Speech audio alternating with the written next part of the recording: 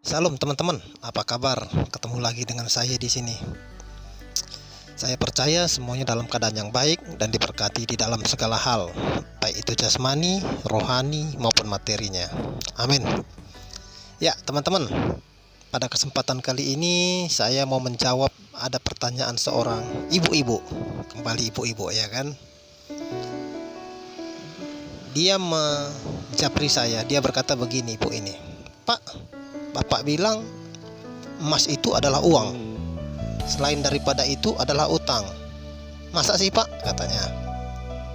Nah, yang mau saya jawab pertama teman-temannya, yang bilang itu bukan saya. Yang bilang itu adalah JP Morgan.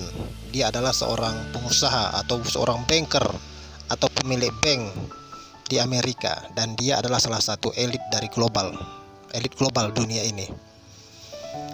Yang kedua, saya akan buktikan teman-teman melalui penggadaian. Kalau teman-teman itu menggadaikan barang di penggadaian, kalau teman-teman itu menggadaikan contohnya mobil, kendaraan, itu butuh waktu teman-teman. Mereka akan minta suratnya, mereka akan cek dulu, dan itu nggak mungkin langsung keluar saat itu juga. Atau kalau mau menggadaikan surat tanah, kalau di penggadaian saat ini tidak bisa teman-teman. Atau ke bank bolehlah, ke bank mungkin masih bisa. Mereka akan survei dulu, tidak mungkin langsung keluar saat itu juga. Tapi kalau emas, akan saya buktikan. Ini dia teman-teman, hari ini saya gadaikan, tidak sampai setengah jam langsung cair. Selamat menyaksikan. Saat ini saya sudah ada di penggadaian. Saya akan buktikan kalau emas itu adalah uang yang sebenarnya, dan tidak perlu menunggu lama tanpa survei. Kalau kita gadaikan langsung cair. Ini dia emasnya. Oke, kita masuk ya teman-teman ya. Bos, langsung keluarkan. Perhatikan ini tanggal 29 bulan 7 2022. Saya tadi tidak sampai 10 menit di dalam teman-teman, langsung cair. Saya langsung transfer ke rekening saya, dan jatuh temponya pada tanggal 3 bulan 12 2022 dengan bunga 2,4% per bulan teman-teman, atau 1,2 per 15 hari, 1,2% per 15 hari. Nah, teman-teman percaya kan kalau emas ini adalah uang? Oke, terima kasih ya teman-temannya. Oke, yang kedua teman-teman, yang ketiga, yang manapun terserah gitu ya kan. Kalau kita menyimpan emas 1 gram, kita bawa ke Amerika, tetap 1 gram. Kita simpan sampai 1 tahun lagi, atau 10 tahun lagi, atau 20 tahun lagi, atau 50 tahun lagi, tetap 1 gram. Dia akan mengikuti nilai uang. Tapi kalau teman-teman menyimpan uang 1 juta, teman-teman bawa itu ke Singapura, itu tidak sampai lagi 1 juta teman-teman. Bahkan 100 dolar Singapura tidak akan sampai, karena 1 dolar Singapura itu 10.800 kalau tidak salah. Teman-teman bawa mungkin sekitar 90 dolar lagi. Tapi kalau emas teman-teman bawa ke Singapura, tetap 1 gram. Jika orang tua kita dulu teman-teman menyimpan uang 1 juta 20 tahun yang lalu, dia beri kepada kita sekarang, itu nilainya nggak ada apa-apa lagi. Mungkin 20 tahun yang lalu itu berharga, tapi sekarang tidak lagi. Kan kita ingat teman-teman, 10 tahun yang lalu kalau kita ke Indomaret atau ke Alfamart atau ke mall atau ke pasar, kalau kita bawa uang 100.000, itu banyak dapat. Tapi sekarang coba teman-teman bawa uang 100.000, silahkan belanja di pasar, hampir nggak ada apa-apa teman-teman. Tapi kalau emas 10 tahun lalu kita simpan 1 gram, sekarang nilainya tetap 1 gram teman-teman. Itu dia. Jadi saya harap paham. Dan buat ibu tadi yang berkata emas dan perak adalah uang yang sebenarnya, Selebihnya daripada itu adalah utang. Itu bukan saya, Bu. Itu adalah ahli keuangan, pemilik Bank Dunia. Dia adalah namanya JP Morgan. Atau kalau Ibu pernah mendengar kapal Titanic.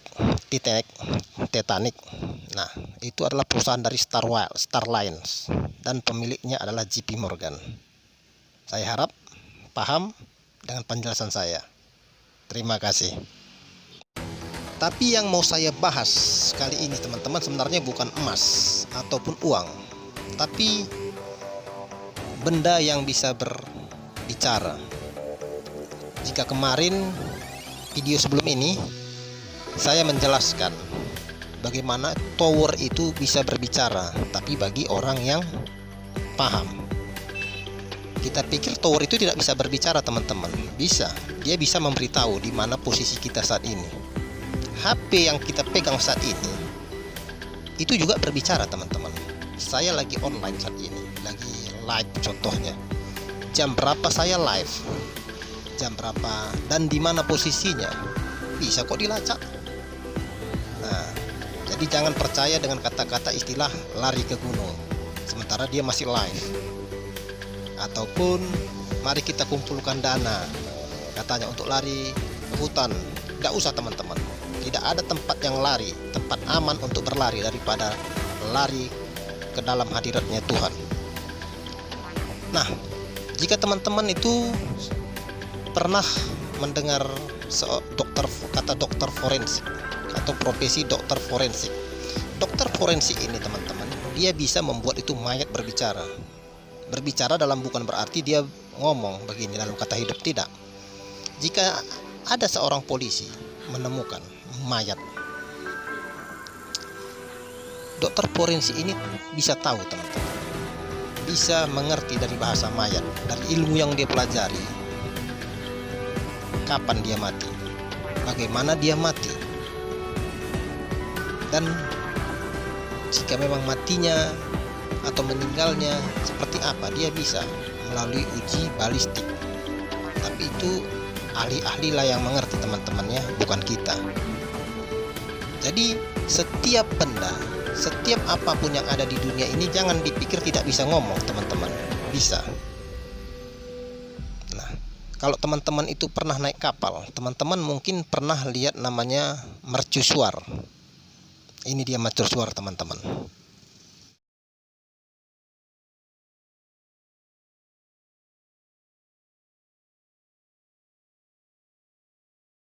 Seorang pelaut yang handal pasti mengerti arti kedipan dari mercusuar itu.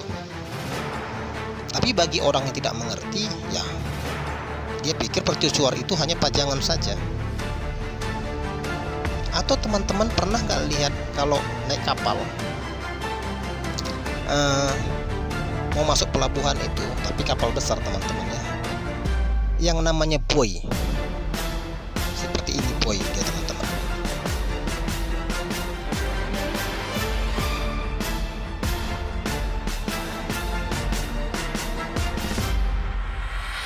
Buoy ini tandanya kapal itu boleh masuk dari sini. Kalau merah berarti kapal itu boleh masuk dari sebelah sini.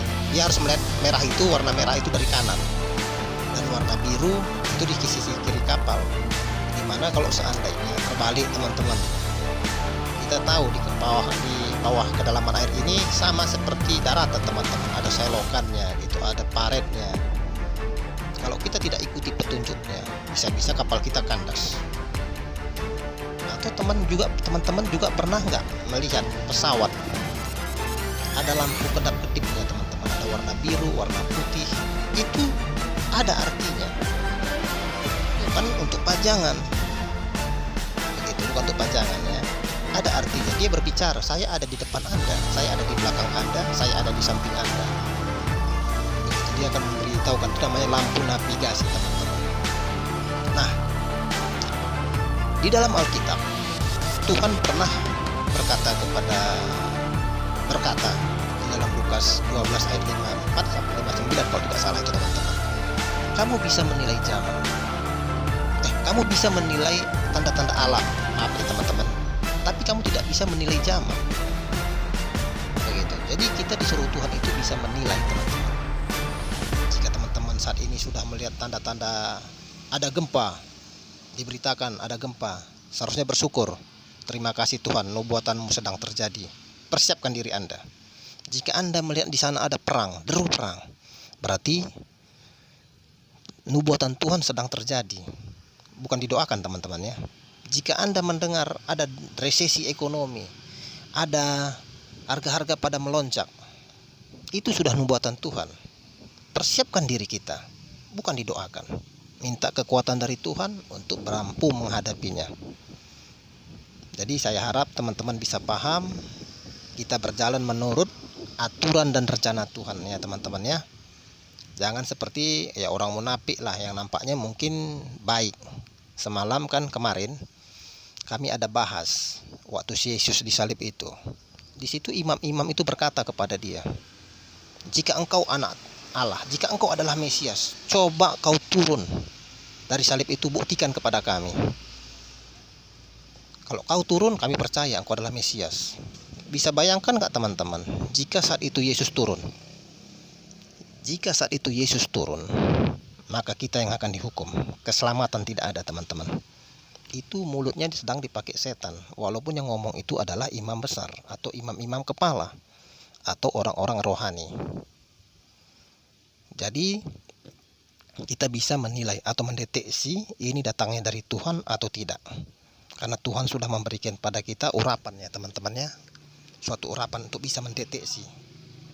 Nah, untuk kali ini sebagai hiburan teman-teman, ini adalah suatu pelajaran SD. Biasanya kalau kita melihat jam teman-teman, kita pakai lihat jam tangan atau lihat api. Tapi kali ini saya akan mengajari teman-teman, bukan mengajari sih, akan menunjukkan kepada teman-teman bagaimana bisa membuat bayangan itu berbicara dan bayangan itu menunjukkan angka berapa. Ini sebenarnya pelajaran waktu SD, tapi kita tidak pernah lagi diajari teman-teman. Nah, seperti apa dia teman-teman? Seperti ini dia. Selamat menyaksikan dan semoga terhibur. Kita mulai teman-temannya menentukan jam menurut bayangan. Ini sebenarnya pelajaran SD ini. Nah, sekarang pukul 11 teman-teman, nggak nampak ya. Saya lagi menghadap ke arah timur itu. Nah, kalau ke timur jam 11 itu bayangan mataharinya kemana? Coba kita lihat teman-teman.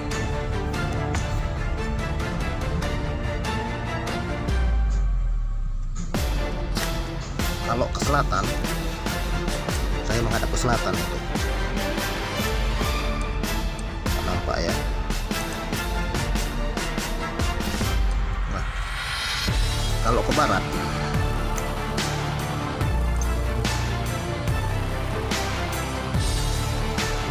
kalau ke utara, oke teman-teman ya, nggak nampak ya, ke utara. Nah, itu dia teman-teman. Jam 12 pas, tidak ada bayangan.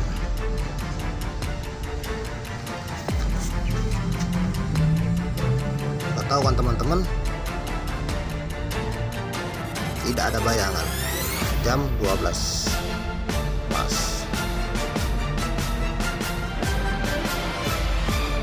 Sekarang jam 14.05 teman-teman. Saya ini menghadap ke arah selatan. Coba perhatikan. Kalau jam 2 siang ini benar, otomatis selatan. Tapi kalau jam 11 sebelum jam 12 jarak kemarin,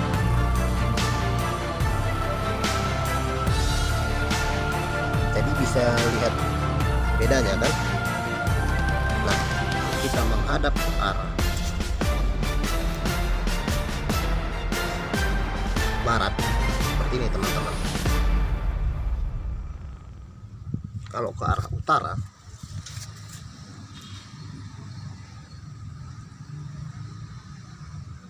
nah kalau ke arah timur,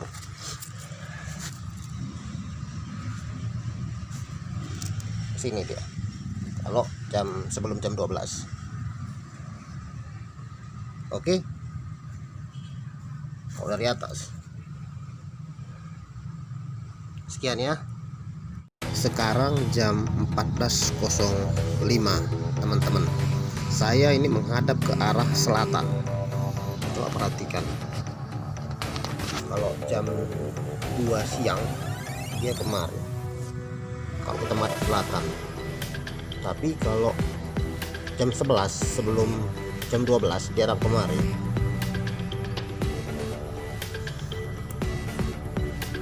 Jadi bisa lihat bedanya kan. Nah, kalau kita menghadap ke arah barat seperti ini teman-teman. Kalau ke arah utara,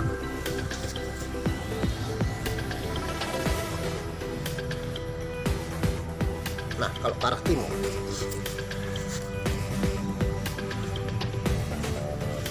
sini dia. Kalau sebelum jam 12. Oke. Dari atas. Sekian ya. Sekarang pukul 14.32 teman-teman ya. Saya lagi menghadap ke arah selatan. Coba saya tidak teman-teman. Dan biasanya kalau semakin sore ini semakin panjang. Karena kalau jam 12 dia nggak nampak teman-teman. Nah kalau dari pagi dia makin pendek sampai hilang. Bisa kan dibedakan. Ini saya menghadap ke selatan. Kalau saya menghadap ke timur ini nampak parah-parah.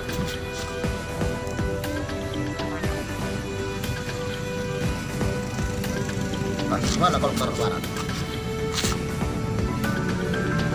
Lihat bayangan ya kan? Nah, kembali ke selatan. Oke teman-teman ya. Jika teman-teman sudah melihat video tadi itu tentang jam dari bayangan kita teman-teman, saya akan mengasih atau memberi satu ujian atau kompetensi lah gitu ya kan. Apakah teman-teman paham atau tidak? Saya akan kasih saya berdiri di suatu tempat. Kebetulan tempatnya inilah Singapura teman-teman, di Merlion di Singapura sana.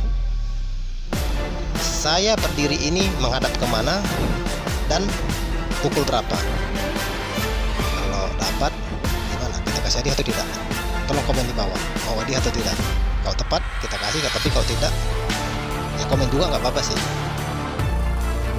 Terima kasih, Tuhan memberkati, dan salam Maranatha.